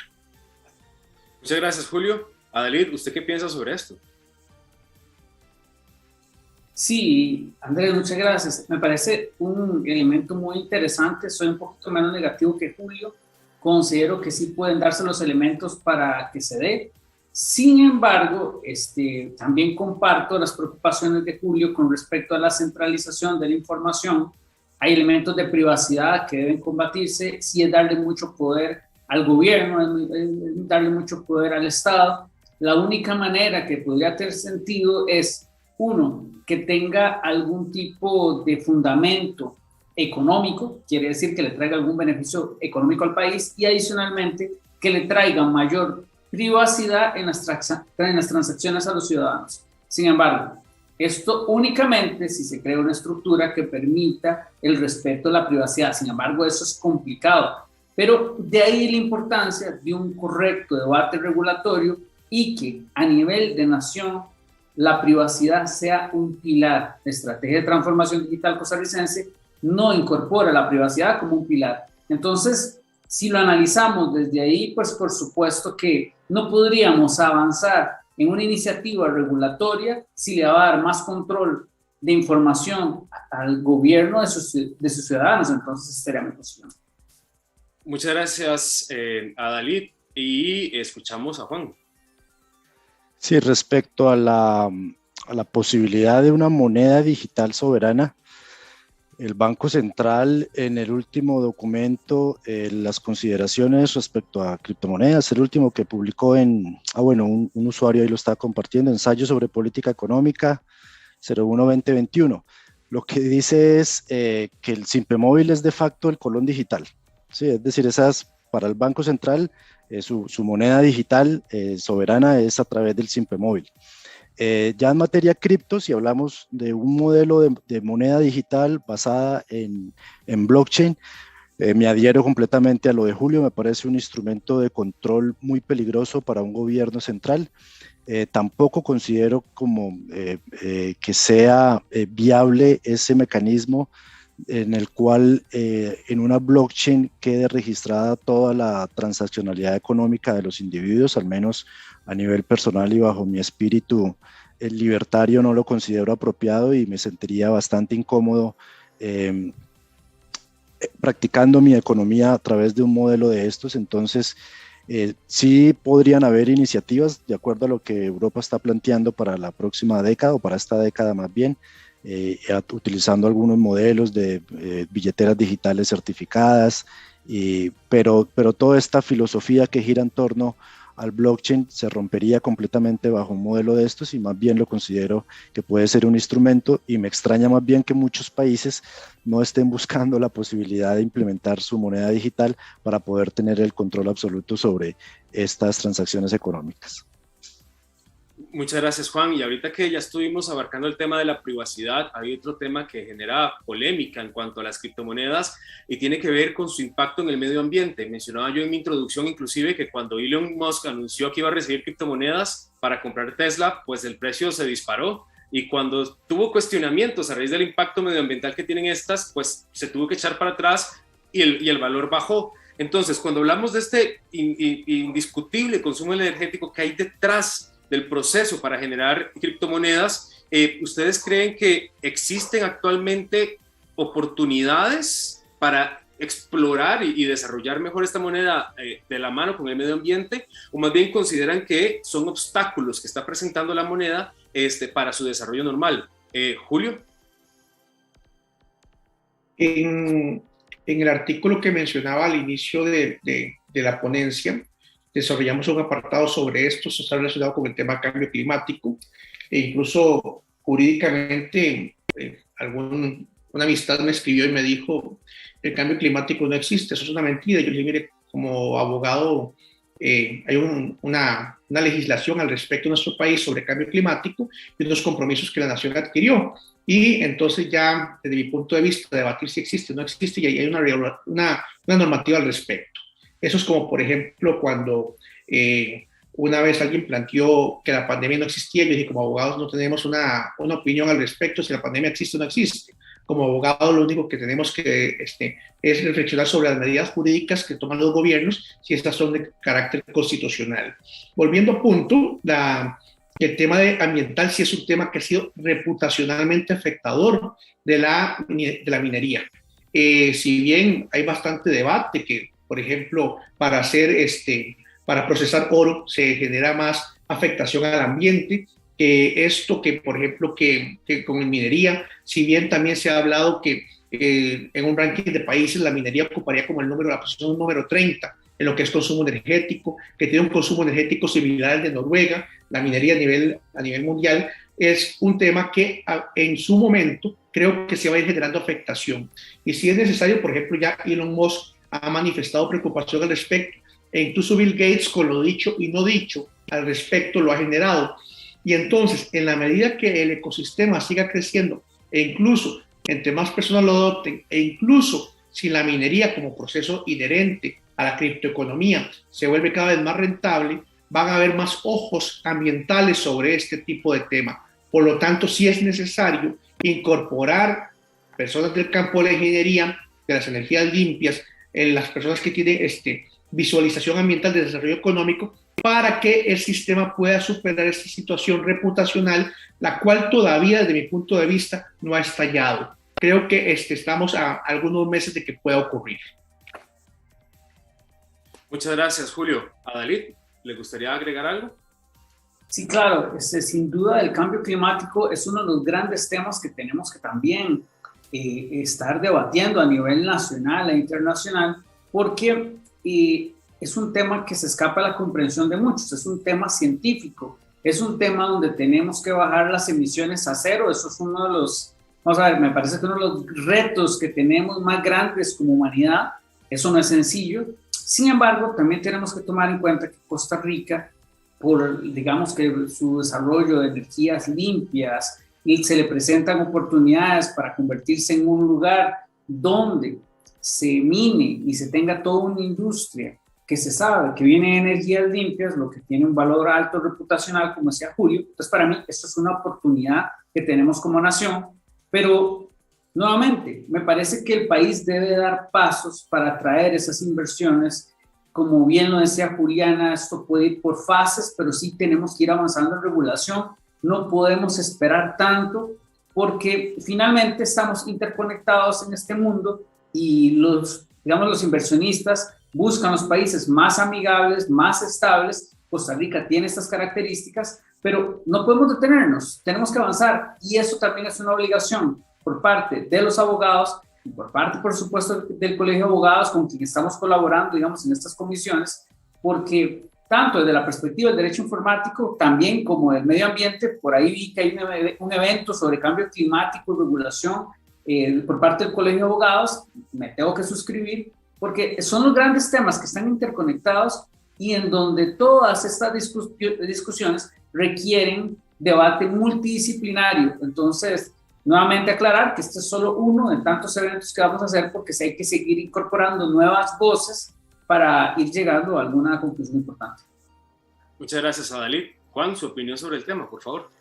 Sí, definitivamente ha habido un impacto en cuanto a la emisión de gases, pero esto ha ido mejorando. La tecnología ha permitido ir mejorando este aspecto, y quiero traer a colación aquí un buen ejemplo: el proyecto LACChain del Banco Interamericano de Desarrollo, que a través de una blockchain público permisionada, de la cual yo participo en el grupo legal acá en Costa Rica, ellos lo que están ofreciendo es un sistema confiable de blockchain con emisiones cero. Es decir, esto lo hacen a través de una minería de nodos reconocidos dentro de la red, nodos que tienen que inscribirse e identificarse como tal.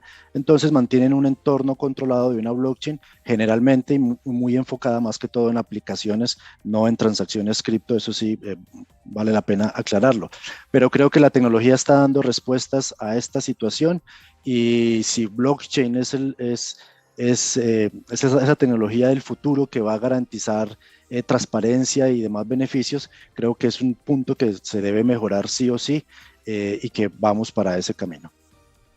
Muchas gracias, Juan. Sobre este tema, antes de pasar a las conclusiones finales, pues me gustaría leer el comentario que está dejando Claudia Leitón aquí en el chat, que dice: el blockchain 3.0 es amigable con el ambiente, ya no gasta las cantidades energéticas que tenía el 1.0 y el 1.2 en Costa Rica, ya se está implementando el blockchain 3.0. Ya la minería no requiere la afectación al ambiente que pasaba anteriormente. Y me voy a tomar la atribución de hacer un pequeño comentario, porque hace poco la Universidad de Cambridge publicó que solamente el 4% de la minería se realiza con energías limpias, energías renovables. Y de hecho, ya aquí en Costa Rica hay personas que están alquilando servicios para servidores a base de energías limpias con energía hidroeléctrica. Entonces, creo que el futuro, desde mi perspectiva, ya perdón que me tomé la atribución, creo que también hay obstáculos que pueden superarse pues cuando hay voluntad de las partes. Ahora sí, perdón, vamos a pasar a las conclusiones finales después de esta interesantísima conversación, y para escuchar vamos a comenzar con Juan. Sus conclusiones finales, por favor. Sí, si tuviera que apuntar algunas conclusiones en el mundo ideal de la regulación para mí en este tema, creo que la prioridad o el primer punto sería que a través de una ley dotar de presunción legal, eficacia jurídica, certeza e inmutabilidad las transacciones que se generan en una blockchain. Esto tendría un impacto importante no solo a nivel cripto, sino a nivel del desarrollo de aplicaciones que se puedan desarrollar en una blockchain. Como segundo pilar sería obviamente regular los exchanges, por un lado para promover la inversión en este tipo de modelos de negocios, generar empleo, generar desarrollo tecnológico y demás, sino también para regular esas transacciones que se dan, evitando el lavado de activos y la financiación del terrorismo y el narcotráfico. Por otro lado, yo sé que para muchos quizás no es lo ideal, pero cuando los grandes jugadores como los bancos y las grandes entidades financieras participen de esta industria, el mercado se va a abrir a la mayoría de ciudadanos. Entonces considero importante la participación de estas entidades. Y también, por último, la tokenización de activos, como bien ya lo están haciendo en Estados Unidos, como bien lo está haciendo Suiza, que incluso el superintendente financiero ya giró instrucciones para crear una blockchain y registrar la tokenización que se está haciendo de activos del mercado. Entonces sí, son varios aspectos que poco a poco debemos ir cubriendo como país a nivel regulatorio para ser parte de toda esta revolución de la criptoeconomía que se está dando y que se va a dar los próximos años. Muchísimas gracias, Juan. Vamos a escuchar a continuación a Dalit con sus conclusiones finales, por favor. Muchas gracias, Andrés. Bueno, sí, me parece muy importante, digamos, como todo en este mundo, digamos, tecnológico, aumentar el estudio de estos temas, que es muy importante irlos desarrollando. Vemos como la pandemia nos trajo, digamos, que cambios que vienen a generar transformaciones a nivel país, que no estamos solos, tenemos que analizar el derecho comparado, es importantísimo entonces el estudio. Esto finalmente está vinculado con el debate regulatorio, que es parte de lo que tratamos de hacer en esta comisión. También es muy importante que exista mayor colaboración de todas las partes a nivel social, porque es la única forma de intercambiar conocimientos que sean importantes para todos, porque muchas veces vemos únicamente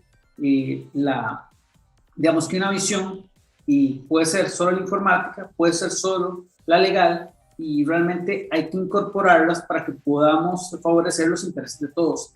Desde la perspectiva, por ejemplo, la ciberseguridad, tenemos que avanzar tanto para que el sistema financiero nacional sea más seguro, para dotar a las transacciones bancarias de mayor privacidad, y eso quiere decir inclusive con la compartición de los datos, inclusive a nivel interno en un banco. Realmente me parece que hay que mejorar todas esas áreas, pero al mismo tiempo sí debemos permitir la incorporación de la criptoeconomía, que puede traer bastantes oportunidades para el costarricense. Tomamos en cuenta que el efectivo debemos irlo dejando a un lado. El efectivo nos permite cierta privacidad, y ¿por qué no podríamos tener como ciudadanos alternativas que nos permitan tener un poquito más de privacidad?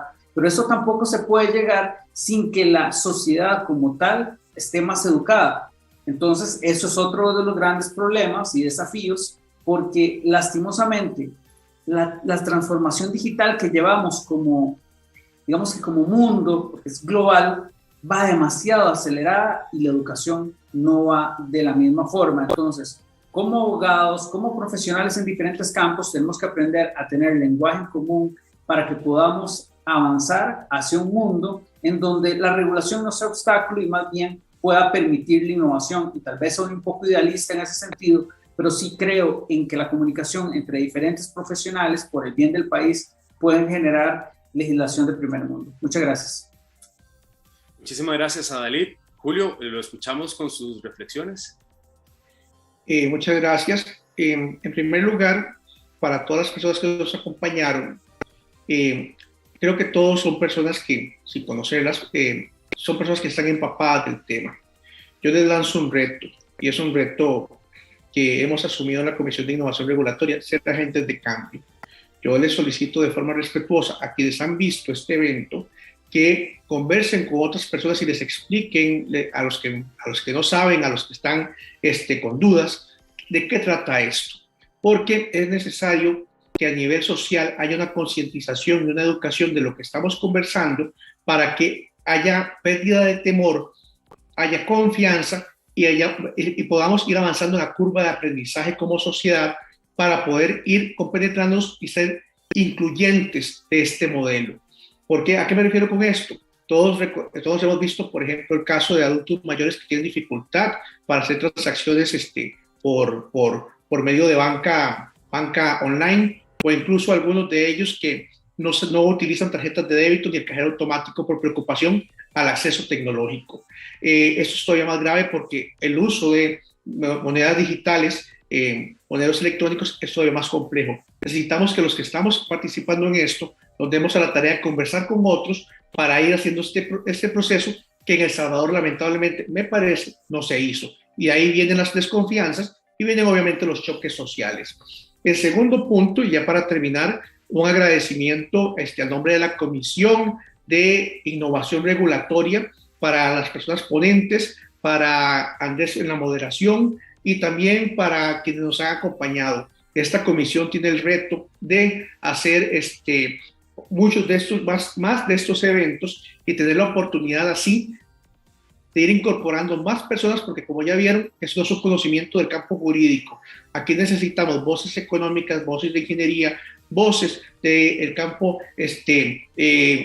otros campos innovadores, porque acá apenas estamos empezando. Y lo que se está generando apenas en algunos puntos del planeta va a terminar interconectándonos a todos. Entonces es muy necesario superar esta isla y darnos cuenta que incluso temas jurídicos van a trascender fronteras. Ojalá que esto sea oportunidad para el país en muy poco tiempo y que Costa Rica sea más bien un receptor de inversión en este campo y no sea una nación que sufra fuga de cerebros, porque hay otros lugares donde las mentes se van a ir a invertir, se van a ir a capacitar o se van a ir a trabajar. Muchas gracias y buenas noches de mi parte. Muchas gracias a todos nuestros panelistas por su participación esta noche. Como bien lo apuntaron los tres, pues realmente hay mucha tarea en educación, en cultura, en confianza, y por eso es que desde la Comisión de Innovación Regulatoria estaremos haciéndoles saber de próximos eventos que vamos a realizar, pues para aportar nuestra parte en esta formación y en esta nueva cultura que llega a nuestro país mediante procesos innovadores como es en este caso las criptomonedas. Muchas gracias por su participación esta noche y hasta el próximo evento. Feliz noche.